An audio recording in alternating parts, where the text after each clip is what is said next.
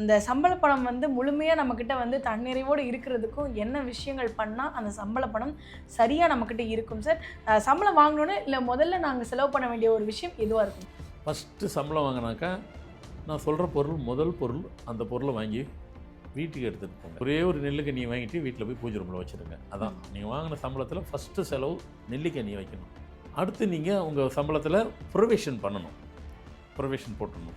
List provision வாங்கினா அது list போட்டுருங்க. அந்த லிஸ்ட்டு போடும்போது ஃபஸ்ட்டு உப்பு தான் எழுதணும். டப்பா வாங்கிக்கிங்க, மஞ்சள் ஒரு டப்பா, குங்குமம் ஒரு டப்பா. மீதி உங்கள் சௌகரியத்துக்கு என்ன வேணாலும் எழுதிக்கங்க, என்ன தேவையோ அவ்வளோ வாங்கிக்கிங்க. முடிக்கும்போது மட்டும் இதை சொல்லி முடிக்காதீங்க. புளி அதை முடிக்காதீங்க. அடுத்து சோப்பு கடைசியாக போடாதீங்க. ஏன் சார் இது ரெண்டையும் பர்டிகுலராக கடைசியாக போட அதான் இதை நடுவில் போட்டுருங்க. சோப்பு கரையக்கூடியது, மொத்தத்துக்கு கரைச்சிரும் உங்களை. புளி வாழ்க்கையை புளிச்சிரும். மளிகை கடையை மாடர்ன் இது பண்ணி அப்படியே அது வந்து டிபார்ட்மெண்ட் ஸ்டோர். ஃபஸ்ட்டு அந்த கடைக்கு முன்னாடி முதல்ல ஒரு மூட்டை இருக்கும். அது என்னென்னா உப்பு மூட்டை. முதன்மையானது உப்பு. பகலெல்லாம் எல்லா பொருளையும் கடைக்குள்ளே வச்சுட்டு போயிடுவாங்க, பத்திரப்படுத்திடுவாங்க. பகலெல்லாம் கடைக்கு வெளியே தான் இருக்கும் எல்லா பொருளும். உப்பு மூட்டை மட்டும் உள்ளே எடுத்து வைக்க மாட்டாங்க. ஏன்னா உப்பை யாரும் எடுக்க மாட்டாங்கன்றது ஒன்று. உப்பு வந்து ஐயனார் சாமி மாதிரி.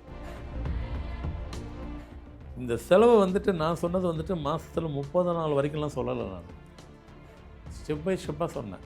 இந்த ஸ்டெப் பை ஸ்டெப்பு அப்படின்றது 2 நாளில் கூட நீங்கள் பண்ணிக்கிடலாம். இந்த எடுத்து செய்கிறத அதெல்லாம் ஒரே நாள் காலம்பர ஆரம்பித்தா நைட்டுக்குள்ளே முடிக்கணும் உங்கள் சௌகரியம்.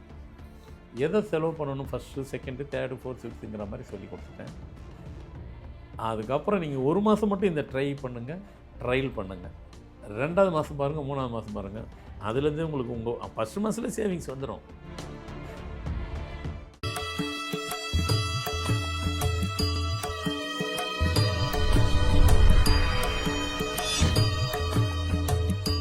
ஃபார்மேட் நியூமராலஜி நேயர்களுக்கு நர்மதாவின் அன்பான வணக்கம்.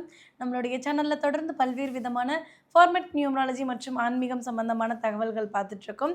அந்த வகையில் இன்றைக்கி நம்ம பார்க்க போகிற இந்த ஒரு பதிவில் சம்பளம் வாங்கினதுக்கு பிறகு நம்ம செய்ய வேண்டிய செலவு இல்லை பண்ண வேண்டிய காரியங்கள் என்னவாக இருக்கும் அப்படின்றத பற்றின ஒரு தெளிவான விளக்கம் கொடுக்கறதுக்காக நம்ம கூட இன்றைக்கி ஃபார்மேட் நியூமராலஜியினுடைய தந்தை டாக்டர் மகா தனசேகர் ராஜா அவர்கள் இணைஞ்சிருக்கிறாங்க. வணக்கம் சார். வணக்கம்மா. சரி, இப்போ வந்து சம்பளம் வாங்குற எல்லாரும் ஒரு 5 தேதிக்கு மேலே சொல்லக்கூடிய விஷயம் என்னவா இருக்கும் அப்படின்னா, கையில் காசே இருக்க மாட்டேங்குது, 5ஆம் தேதி ஆனோடனே எல்லா காசும் பறந்து போயிடுது, மந்த் எண்டில் வந்து ரொம்ப கஷ்டமாக இருக்குது அப்படின்ற மாதிரி புலம்புறவங்க நிறைய பேர் உண்டு சார். அப்படி புலம்பாமல் இருக்கிறதுக்கும் அந்த சம்பள பணம் வந்து முழுமையாக நம்மக்கிட்ட வந்து தன்னிறைவோடு இருக்கிறதுக்கும் என்ன விஷயங்கள் பண்ணால் அந்த சம்பள பணம் சரியாக நம்மக்கிட்ட இருக்கும் சார்? சம்பளம் வாங்கணுன்னு இல்லை முதல்ல நாங்கள் செலவு பண்ண வேண்டிய ஒரு விஷயம் எதுவாக இருக்கும்? சம்பளம் வாங்குறதுலே பல வகை இருக்குது. சில பேர் அவங்களுக்கே தெரியும் நம்ம வாங்குகிற பணம் குறைவாக தான் வாங்குகிறோம்.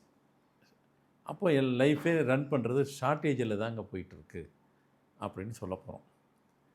இல்லைங்க, எங்களுக்கே தெரியுதுங்க, கை நிறைய சம்பளம் வாங்குகிறோம். அந்த பணத்தை வச்சு நாங்கள் உண்மையிலே பாதி செலவு பண்ணலாம், பாதி மிச்சமே வைக்கலாம். ஆனால் அந்த பணம் எங்கே போகுதுன்னு தெரியல. வீண் விரயமா இல்லை செலவு பண்ணி தான் ஆகணுமா அப்படின்னு எங்களுக்கு இன்னும் புரியல. ஆனால் பணம் எங்கே தான் போகுதுன்னு தெரியல. இந்த ஒரு வசனம் ஒரு ஃபேமிலி சொன்னால் பரவாயில்ல, ஒவ்வொரு ஃபேமிலியும் சொல்கிறாங்க. சொல்கிறது அப்படி இருக்கும் போகும்போது அப்போ எங்கோ ஒரு குறைபாடு ஒன்று இருக்குது. என்ன குறைபாடு? அந்த காலத்துலலாம் பார்த்திங்கன்னாக்கா இந்த இப்போ தான் டிபார்ட்மெண்ட் ஸ்டோரு, ப்ரொவிஷன் ஸ்டோர் இருக்கும்.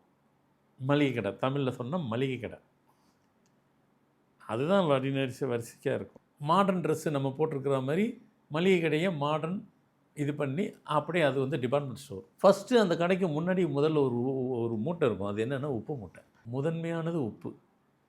பகலெல்லாம் எல்லா பொருளையும் கடைக்குள்ளே வச்சுட்டு போயிடுவாங்க, பத்திரப்படுத்திடுவாங்க. பகலெல்லாம் கடைக்கு வெளியே தான் இருக்கும் எல்லா பொருளும். உப்பு மூட்டை மட்டும் உள்ளே எடுத்து வைக்க மாட்டாங்க, அது வெளியவே இருக்கும், தொட மாட்டாங்க. ஏன்னா உப்பை யாரும் எடுக்க மாட்டாங்கன்றது ஒன்று. அது எல்லாத்துக்கும் தெரிஞ்சது. கடைக்காருக்கு அவ்வளோதான் தெரியும். உப்பு வந்து ஐயனார் சாமி மாதிரி. இப்போ ஐயனார் சாமி மாதிரியா சார்? எப்படி சொல்கிறீங்க சார்? அப்படி அவ்வளோ பவர். ஐயனார் சாமிங்கிறது ஒரு கிராமத்துக்கு எப்படி காவல் தெய்வமா? காவல் தெய்வம். அதே மாதிரி உப்பும் அதே தான். அந்த கடைக்கு மட்டும் இல்லை, அந்த தெருவுக்கே. அப்படி வெளியே உப்பு அப்படி இருக்கும்போது அந்த தெருவில் எந்த வித தகராறு இருக்காது, எந்த வித பிரச்சனையும் இருக்காது. அந்த கடையில் சொல்லலை, அந்த தெருவுக்கே இருக்காது. அந்த பாதுகாப்புக்கு உண்டான பவர் அந்த உப்புக்கு இருக்குது. சப்ஜெக்ட்டுக்கு வருவோம். சார் நாங்கள் அதை கேட்கல சார், மாத சம்பளம் வாங்கினாக்கா நீங்கள் அதை சொல்லலையே. வருவோம். ஏன்னா எதுக்குமே வந்து ரிஷி மூலம் நதி மூலம்னு ஒன்று நம்ம தெரிஞ்சுக்கிறணும். கண்டிப்பாக சார். ரிஷி மூலம் தான் நதி மூலம் தெரியாமல் தான் நம்ம வாழ்ந்துட்டு இருக்கோம். அதை நம்ம அந்த பாயிண்ட்டை பிடிச்சிட்டாக்கா வாழ்க்கை வந்து வாழ்கிறது ரொம்ப ஈஸி. சம்பாதிக்கிறது சம்பாரித்து தான் ஆக போகிறோம். ஒரு பிஸ்னஸில் ஒரு வேலையில் ஏதாவது ஒரு கேரியரில் உட்கார தான் போகிறோம், செய்ய தான் போகிறோம். அது ஒன்றும் டவுட் இல்லை. உள்நாட்டில் இருப்போம், வெளியூரில் இருப்போம், வெளிநாட்டில் கூட இருப்போம். சப்ஜெக்ட் அது இல்லை. நம்ம வாங்கின சம்பளத்தை நீங்கள் முதல் செலவு எதை பண்ணணும்னு ஒன்று இருக்குது. அந்த காசு அது பண்ணிச்சின்னா உங்களை மீறி அது உங்களை வழி நடத்தும். சம்பளத்தை வாங்கிட்டீங்க, நீங்கள் வாங்கக்கூடிய ஒரு செலவு. ஆனால் நம்ம ஆளுங்க சம்பளம் தான் வாங்கணும், முதல்ல யார் யாருக்கெல்லாம் வாங்கணுமோ அவங்கள அதை கொடுக்குறது என்னென்னமோ பண்ணுவாங்க. அவங்க நோக்கத்தில் அவங்களுக்கு என்ன கமிட்மெண்ட் இருக்கோ அதை பண்ணிடுவாங்க. அதை பண்ண அலோவ் பண்ணாதீங்க. ஃபஸ்ட்டு சம்பளம் வாங்கினாக்கா நான் சொல்கிற பொருள், முதல் பொருள், அந்த பொருளை வாங்கி வீட்டுக்கு எடுத்துகிட்டு போங்க. ஒரு நெல்லிக்கனியை வாங்கிட்டு பாக்கெட்டில் வச்சுக்கிட்டு போங்க. அதுக்காக நெல்லிக்காய் வந்து ஒரு 1/2 கிலோ 1 கிலோலாம் வாங்க முடியாதுல்ல. வாங்கலாம், சாப்பிட மாட்டீங்க. ஒரே ஒரு நெல்லிக்கனியை வாங்கிட்டு வீட்டில் போய் பூஜை ரூமில் வச்சுருங்க. அதான் நீங்கள் வாங்கின சம்பளத்தில் ஃபஸ்ட்டு செலவு நெல்லிக்கனியை வைக்கணும். அடுத்து நீங்கள் உங்கள் சம்பளத்தில் ப்ரொவிஷன் பண்ணணும். ப்ரொவிஷன் போட்டுடணும். லிஸ்ட்டு ப்ரொவிஷன் வாங்கினா என்னது, லிஸ்ட்டு போட்டுருங்க. அந்த லிஸ்ட்டு போடும்போது ஃபஸ்ட்டு உப்பு தான் எழுதணும். அடுத்து மஞ்சள் குங்குமம்.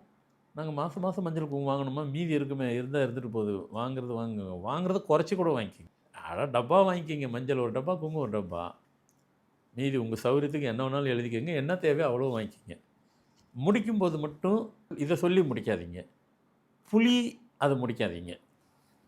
முடிக்கும் போகும்போது புளி அது முடிக்காதீங்க. அடுத்து சோப்பு கடைசியாக போடாதீங்க.